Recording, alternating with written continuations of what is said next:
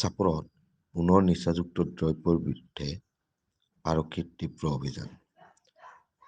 চাপৰৰ চান্দিৰ পৰা বেলতলিত চলিছিল আৰক্ষীৰ এই বিশেষ অভিযান। অভিযানত জব্দ হৈছে প্ৰায় ৩,০০০ নিষিদ্ধ নিচাযুক্ত টেবলেট।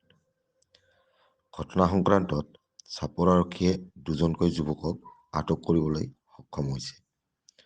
আটকাধীন যুৱক দুজন ক্ৰমে আশ্ৰাফুল আলী আৰু আব্দুল ছালাম বুলি জানিব পৰা গৈছে। ঘটনা সংক্ৰান্তত চাপৰ আৰক্ষীৰ তদন্ত অব্যাহত আছে বুলিও জানিব পৰা গৈছে। আমাৰ এটা খবৰ আছিল ৰাতি নিচাজাতীয় টেবলেটৰ এটা লেনদেন হৈছে বুলি। সেই মৰ্মে আমি SDP ছাৰ মহোদয়ক আমি জনাই ছাৰৰ লগতে যাই তাতে আমি নিয়াৰ এবাউট 3,000 টেবলেট আমি ধৰিছোঁ আৰু লগতে দুজন ব্যক্তি আটক কৰিছোঁ। এজনৰ নাম হৈছে আব্দুল ছালাম আৰু এজনৰ নাম হৈছে আশ্ৰাফুল আলী। চান্দিপাৰা বেলতলি বুলি কয় সেইটো জেগাটো। সম্পত্তি ক'ত আছে আটকাধীন ব্যক্তি বৰ্তমান আমাৰ কাষ্টডিত আছে আৰু ইনভেষ্টিগেশ্যন চলি আছে। কাৰ নাম অন্তৰ্ভুক্ত আমি এইটো সময়ত কম।